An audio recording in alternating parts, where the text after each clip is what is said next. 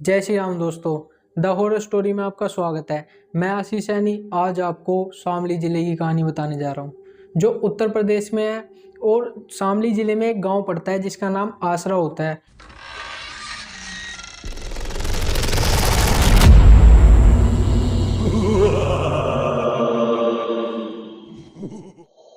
उस गांव में अब से 20 या 22 साल पहले एक लड़का रहा करता था। वो बहुत ही ज़्यादा खूबसूरत था, मतलब जिसको कहते हैं ना एक अलग ही लेवल पे हैंडसम होना, वो था।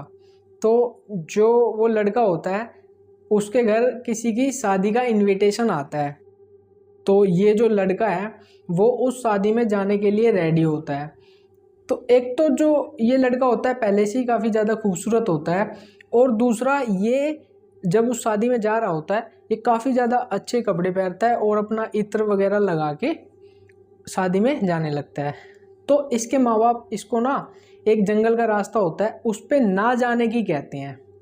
तो ये लड़का क्या करता है, अपना जो भी उस टाइम पर ऑटो वगैरह या जो भी चलते थे आने जाने के लिए, उनके पैसे बचाने के चक्कर में जंगल वाले शॉर्टकट के रास्ते से उस शादी में जाने लगता है।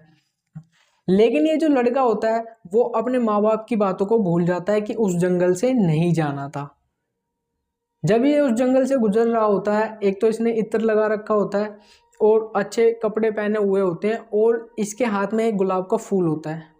ये उस टाइम काफ़ी ज़्यादा खूबसूरत लग रहा था। और जब ये जंगल के बीच में पहुंच जाता है तब एक जिन की लड़की को ये पसंद आ जाता है। सोचने में ये बात बहुत ही अजीब लग रही होगी, लेकिन उस गांव में ये कहानी बहुत ही ज़्यादा फेमस है या पॉपुलर कह लें। तो जो जिनकी लड़की होती है वो उस लड़के को पसंद कर लेती है, और जब ये लड़का आगे जा रहा होता है तो अचानक से वो जो लड़की है उस लड़के के अंदर आ जाती है, या कहें वो जो जिन होता है या जिन की बेटी वो उस लड़के के अंदर आ जाती है। तो ये जो लड़का है वो शादी में जाने की बजाय बीच जंगल में घूमने लगता है और अचानक से गायब हो जाता है।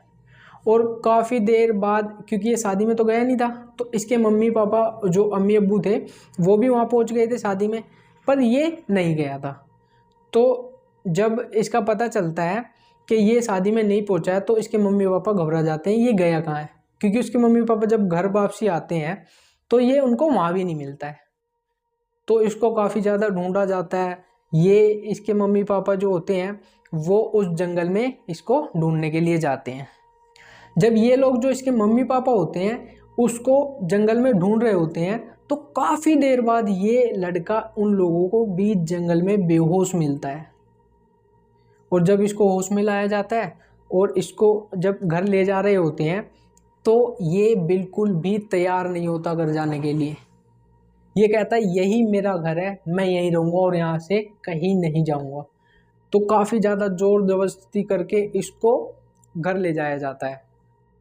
तो जब इसको घर ले जाया जाता है तो ये जो लड़का था अब तक काफ़ी ठीक था, या बोलने में या बिहेव था जो इसका बहुत अच्छा था। लेकिन जब से ये इंसिडेंट हुआ था उसके बाद ये अपना जो नेचर होता है या बिहेव होता है अपने मम्मी पापा के लिए चेंज कर देता है।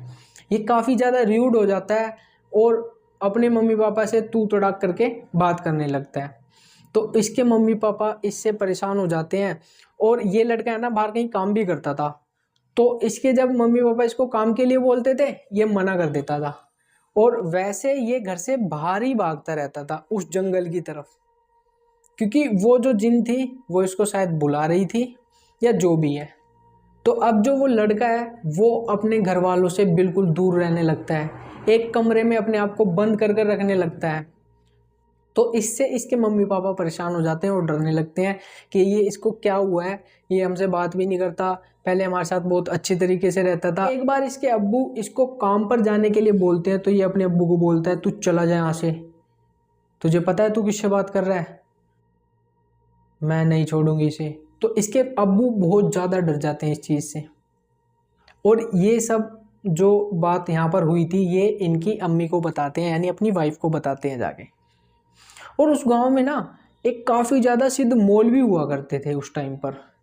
तो जो वो मौलवी थे ना उन्होंने काफ़ी सिद्धियाँ हासिल कर रखी थी, जैसे मोमडनों में कोई ये करते हैं मेरे को इतनी नॉलेज नहीं है। मेरे को जिसने ये स्टोरी बताई है उनका कहना है वो ना किसी टाइम पर जिनके साथ पढ़ाई करते थे।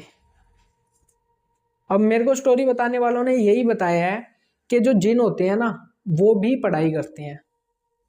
तो कुछ जिन थे जो इन मौलवी के दोस्त भी थे, क्योंकि इन्होंने साथ में पढ़ाई की हुई थी। तो जो वो लड़की होती है वो जिन, तो उसके परिवार वाले भी इन मौलवी के दोस्त होते हैं। तो जो ये लड़का होता है इसके मम्मी पापा उन मौलवी के पास जाते हैं और उनसे कहते हैं कि ऐसा ऐसा हमारे साथ हो रहा है। तो वो जो मौलवी हैं वो एकदम से समझ जाते हैं इसके साथ क्या हो रहा है। तो वो जो मौलवी जी हैं वो उनके मम्मी पापा को बोलते हैं कि इसको मेरे पास लाओ, मैं देखूंगा इसको ये क्या चीज़ है, क्यों परेशान कर रही है इसको। और क्योंकि वो तो मौलवी जी समझ गए थे कि ये क्या हो रहा है इसके साथ, तो जो उसके मम्मी पापा हैं घर जाते हैं, उसको बोलते हैं कि चलो वहाँ चल रहे हैं, पर वो किसी की नहीं सुनता। वो बाहर निकलता है तो सीधा जंगल की तरफ भागता है। तो इसके मम्मी पापा ने थोड़ा इधर उधर की बात करके और उसको कहा कि चल बेटा हम तेरे को बाहर घुमा के लाते हैं। तो वो इस बात से खुश हो जाता है और उनके साथ चल देता है। तो झूठ बोलकर वो जो मम्मी पापा होते हैं लड़के के, वो उस लड़के को उन मौलवी के पास ले जाते हैं। तो मौलवी के पास जाते ही वो समझ जाते हैं और उस लड़की जो जिन होती है उसको बुला लेते हैं। और काफ़ी देर तक वो जो मौलवी होते हैं वो उस लड़की जो जिन होती है उससे बोलते हैं तू इसको छोड़ दे, तेरा और इसका साथ संभव नहीं है, तू किसी और योनि में है और ये लड़का इंसान है। तो वो जो लड़की होती है वो नहीं मानती है, वो कहती है मैं इससे प्यार करने लगी हूँ। और उस दिन जब ये जंगल में जा रहा था उस दिन ही ये मेरे को पसंद आ गया था। इसके अंदर से काफ़ी अच्छी खुशबू आ रही थी जिससे मैं इसकी तरफ खींची चली आई। और मैं इस लड़के को कहीं नहीं छोड़ के जाऊंगी, अगर जाऊंगी तो इसको साथ लेकर जाऊंगी। तो वो मौलवी जी समझ जाते हैं ये ऐसे नहीं मानने वाली। और वो जो लड़की होती है जिन, वो बहुत ज़्यादा जिद्दी होती है। तो ये जो मौलवी होते हैं और वो जो जिन लड़की होती है, जिन लड़की के परिवार वाले मौलवी जी के दोस्त होते हैं, लेकिन मौलवी जी को नहीं पता था ये उनके परिवार से है। मैं आपको बता दूं जिन्होंने मेरे को ये स्टोरी बताई है उन्होंने प्रॉपर बताया है जिनका भी परिवार होता है, इनकी भी लाइफ चलती है हमसे अलग, इनकी भी एक दुनिया है, इनकी भी शादी होती है, इनके भी बच्चे होते हैं और इनका भी परिवार होता है। तो मौलवी जी को नहीं पता था ये उनके दोस्त की ही बेटी है या फिर दोस्त के परिवार से ही है। और क्योंकि वो जो जिन थी वो लड़की वो नहीं मान रही थी, नहीं छोड़कर जाने वाली थी, तब वो जो मौलवी जी होते हैं वो उस लड़की को जला देते हैं। वो कुछ अपना तंत्र मंत्र करते हैं या जो भी होता है वो उस लड़की को जला देते हैं। और उस लड़की के जलते ही वो जो जिन होती है उसके जलते ही उसके परिवार वाले भी इन मौलवी के सामने आ जाते हैं और गुस्से में मौलवी को बोलते हैं तूने ये क्या कर दिया? तुझे पता है तूने कितनी बड़ी गलती कर दी है? अगर हम चाहें तो तेरा पूरा खानदान तबाह कर देंगे। और वो जो जिन होते हैं वो इन मौलवी के दोस्त भी होते हैं, इन्होंने साथ में पढ़ाई भी करी हुई होती है। तो ये जो मौलवी होते हैं इन्होंने देवबंद में पढ़ाई की होती है, तो शायद उन जिनों ने भी इनके साथ पढ़ाई की हुई और वो इनके दोस्त थे। पर उस टाइम पर उनके परिवार की एक लड़की को इन मौलवी ने जला दिया था जो कि एक जिन थी और वो लोग भी जिनी थे। तब वो काफ़ी ज़्यादा नाराज़ होते हैं और बोलते हैं अगर तुम हमारे दोस्त नहीं होते और यहाँ पर गलती हमारी लड़की की भी है इसलिए हम इस बात को एक्सेप्ट कर रहे हैं, वरना तुम्हारे पूरे खानदान को हम अभी के अभी ख़त्म कर देते। और वो जो लड़का था वो ठीक हो गया था और अपने परिवार के साथ घर चला जाता है। और जो वो जिन थे वो भी वहाँ से गुस्से में चले जाते हैं और लास्ट में यही कह के जाते हैं कि अगर तुम्हारे दोस्त ना होते तो तुम्हें तबाह कर देते और आइंदा ऐसी गलती तुमने की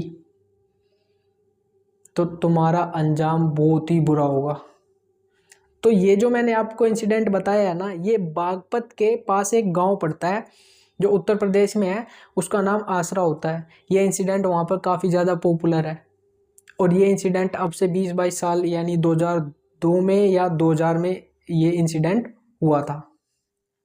तो दोस्तों इसी के साथ हम इस कहानी का अंत करते हैं। और अगर आप लोगों के पास भी ऐसा कोई पैरानॉर्मल इंसिडेंट है या फिर जिन से रिलेटेड है, वो हमें कमेंट बॉक्स में बताएं या नीचे दिए गए व्हाट्सएप नंबर पर वॉइस नोट भेजें। मैं आशीष सैनी उसे नरेट करूंगा अपनी आवाज़ में। तब तक के लिए stay tune with the channel. जय श्री राम।